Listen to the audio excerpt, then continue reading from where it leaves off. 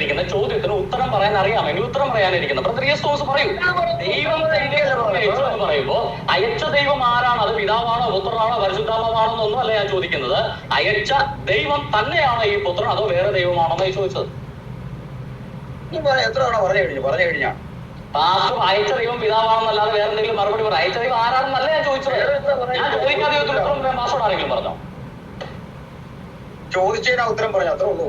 ചോദിച്ചത് അയച്ച ദൈവം ആരാണെന്നല്ല, അയച്ച ദൈവം തന്നെയാണോ ഈ അയക്കപ്പെട്ട പുത്രൻ എന്നാണ് എന്റെ ചോദ്യം. അതിന് ഉത്തരം പറ. അല്ല അല്ല അല്ല എത്രയോ വട്ടം പറഞ്ഞു. നിങ്ങൾ രണ്ടാമത്തെ ചോദ്യം ചോദിക്കും. അയച്ച ദൈവം അല്ല അയക്കപ്പെട്ട പുത്രൻ എന്നാണോ പറയുന്നത്? ചോദ്യം ഒന്നുകൂടെ പറഞ്ഞു. ദൈവം തന്റെ പുത്രനെ അയച്ചു എന്ന് ബൈബിളിൽ യോഹന്നാന്റെ 3:17 ഒത്തിരി സ്ഥലങ്ങളിലും കാണുന്നുണ്ട്. എന്റെ ചോദ്യം അയച്ച ദൈവം പിതാവാണോ പുത്രനാണോ പരിശുദ്ധാത്മാവാണോ മൂന്നും കൂടിയതാണോ എന്നൊന്നും അല്ല എന്റെ ചോദ്യം. അയച്ച ദൈവം അയച്ചു എന്ന് പറയുമ്പോൾ ആ അയച്ച ദൈവമുണ്ടല്ലോ, ആ ദൈവം തന്നെയാണോ ഈ അയക്കപ്പെട്ട പുത്രൻ അതോ പുത്രൻ വേറെ ദൈവമാണോ? വേറെ ദൈവമാണോ അല്ലെന്നേ അങ്ങനെ ചോദ്യം ഉണ്ടാകും. വേറെ ദൈവം വിശ്വസിക്കുന്നവരോട് ചോദിക്കും. അല്ല, പാസ്റ്ററോടല്ലേ ചോദിച്ചേ. പാസ്റ്റർ വിശ്വസിക്കുന്നില്ല, തുറന്നു പറയും. വേറെ ദൈവം അയച്ച ദൈവം തന്നെയാണോ അപ്പൊ ഈ അയക്കപ്പെട്ട പുത്രൻ? അയക്കപ്പെട്ട പുത്രനും അയച്ചയാളും രണ്ടാണ്. ആള് രണ്ടാളെന്നല്ല, അയച്ച ആളും ഈ പുത്രൻ രണ്ടാളെന്നല്ലേ. ഇത് ദൈവമാണ് അയച്ചത്. ആ അയച്ച ദൈവവും ഈ അയക്കപ്പെട്ട പുത്രനും അയച്ച ദൈവം തന്നെയാണോ ഈ പുത്രൻ? അയച്ച ദൈവം തന്നെ അല്ല പുത്രൻ, അല്ല പുത്രൻ, അല്ല പുത്രൻ. അപ്പോ അയച്ച ദൈവം അല്ല പുത്രൻ എന്ന് അയച്ച ദൈവം അല്ല പുത്രൻ, അയക്കപ്പെട്ട പുത്രൻ അയച്ച ദൈവം. ഇനി ഈ അയക്കപ്പെട്ട പുത്രൻ ദൈവമാണോ? ഇത് മനസ്സിലായോ? ഞാൻ പറയാം അല്ലെന്നുള്ള മനസ്സിലായോ? അല്ലെന്നുള്ള എനിക്ക് ഇപ്പൊ കേട്ടല്ലേ. ഇത് തന്നെ ഇത്ര നേരം പറഞ്ഞോണ്ടിരുന്നേ. അയച്ച ദൈവം അല്ലെങ്കിൽ അയക്കപ്പെട്ട പുത്രൻ എന്ന് പാസ്റ്റർ സമ്മതിച്ചു കഴിഞ്ഞു. അതല്ല ചോദിക്കട്ടെ, രണ്ടാമത്തെ ചോദ്യമായിട്ടാണ്. രണ്ടാമത്തെ ചോദ്യമായിട്ടാണ് രണ്ടാമത്തെ ചോദ്യമൊന്നുമല്ല. ഇത് പാസ്റ്റർ പറഞ്ഞതിന് ജനങ്ങളുടെ മുന്നിൽ തുറന്നു കാണിക്കുകയാണ്. അയച്ച ദൈവമല്ല അയക്കപ്പെട്ട പുത്രൻ. ഈ പുത്രൻ ദൈവമാണോ? അല്ലെ, ഞാൻ പറഞ്ഞ രണ്ടാമത്തെ ചോദ്യം നമ്മുടെ കണ്ടീഷനിലെ രണ്ടാമത്തെ അല്ല, ഉപചോദ്യമാണ്. ഉപചോദ്യമാണ്.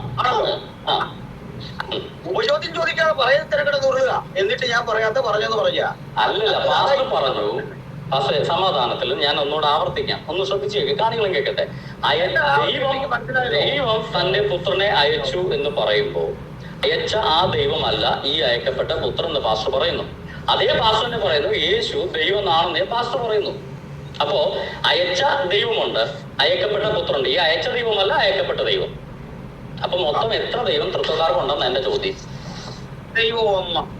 അപ്പൊ ആ ദൈവമാണോ അയച്ചത്? ഏത് ദൈവമാണോ? ഒരു ദൈവമേ ഉള്ളൂ. അപ്പൊ ആ ദൈവമാണോ ഈ അയച്ചതെന്ന് എന്റെ ചോദ്യം. ആരെ അയച്ചത്? പുത്രൻ അയച്ചത്. ആ പുത്രൻ അയച്ചത് ആ ഒരു ദൈവമാണോ? അല്ല,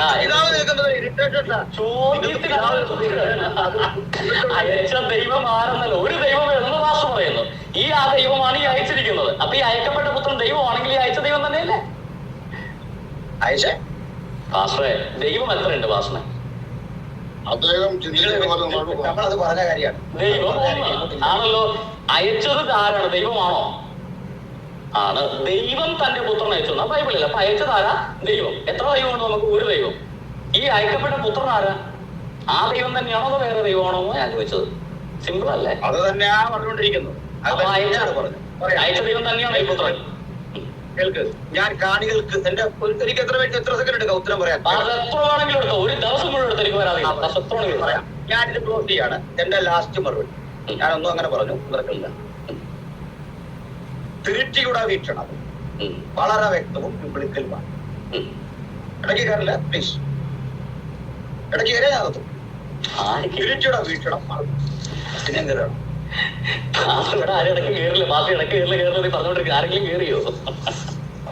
ഈ കാണിക്കുന്നത് പാസ് രണ്ടുപേരും പറഞ്ഞപ്പോഴേ ഞാൻ ആരും കയറിയില്ലെന്ന് പറഞ്ഞതാ. ഇനി ഞാനല്ലാതെ തീരട്ടെ.